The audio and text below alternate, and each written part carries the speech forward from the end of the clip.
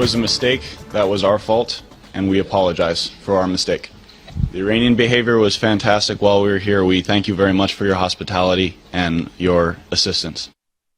We just heard from one of the 10 U.S. sailors held overnight by Iran, and you heard him apologize after our naval craft drifted into Iranian national waters.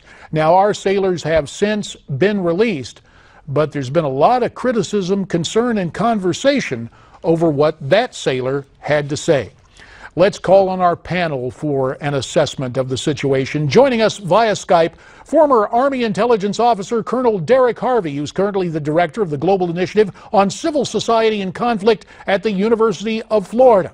Also joining us now, former CIA analyst Fred Fleitz. He's currently the Senior Vice President for Policy and Programs at the Center for Security Policy, and he joins us from Newsmax, Washington. Fred, here we have the apology from the sailor, but earlier today, Josh Earnest said he was not aware of any discussions between Washington and Tehran about a U.S. apology for the incident. How big a deal was the sailor's apology? Well, J.D., let me ask you a question. Do you think it's a coincidence that two ships and American sailors were apprehended the day of the State of the Union and released after the president gave his speech? Do you really believe that? I don't. I was an intelligence analyst for 19 years.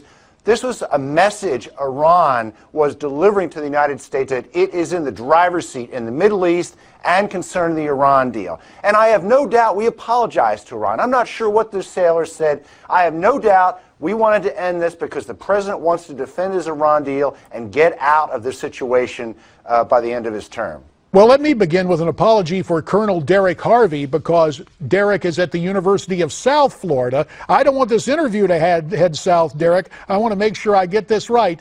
But the video of our American sailors with their hands behind their heads as they're searched for weapons on their own naval craft, that image evokes memories of 1979 and Tehran, but apparently with the administration, it's somewhat, I guess, emotionless about this, it seems.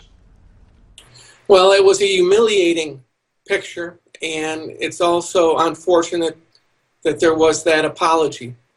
And Secretary Kerry's expression of gratitude for the cooperation and quick response by Iran continues to show a degree of I would call groveling at this point, because they are frightened in the administration that Iran's provocations and continued threats will in some way create a circumstance that will undermine the Iranian agreement.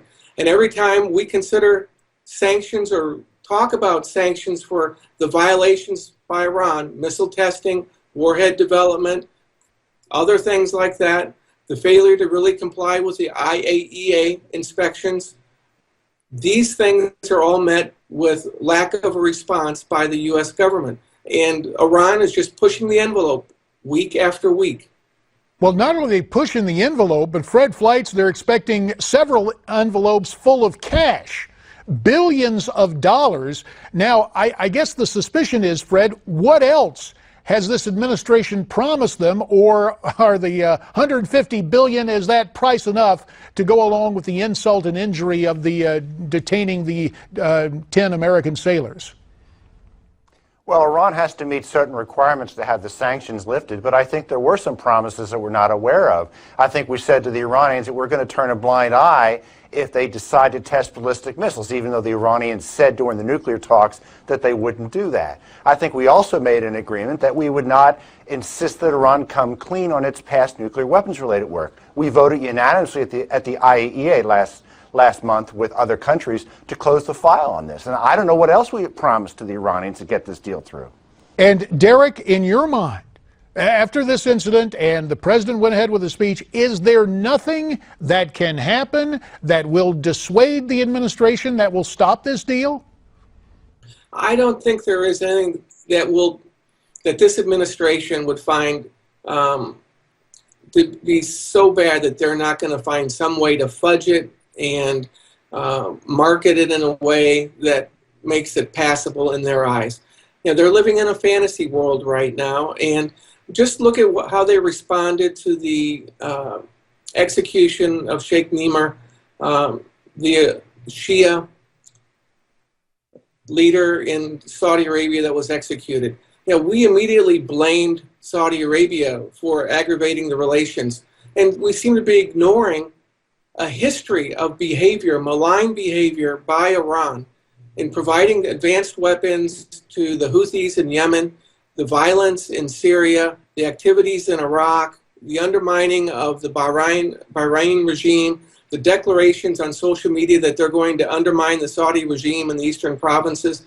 All of these things are going on, but for some reason, Iran is never at fault in the eyes of the White House. Let me pick up on something you said, Derek, with a variation for Fred Fleitz. Fred, we just heard Derek use the term fantasy world, but the president last night said Donald Trump is living in, quote, fantasy land, even as our commander-in-chief downplays the threat from ISIS, or as he calls it, ISIL, by any name.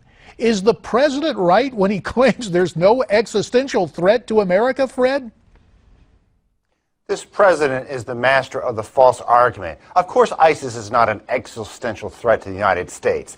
But ISIS could blow up aircraft, and that's still something I'm pretty concerned about. I assume the president should tell that to the survivors of the hundreds who were killed in the Paris attacks.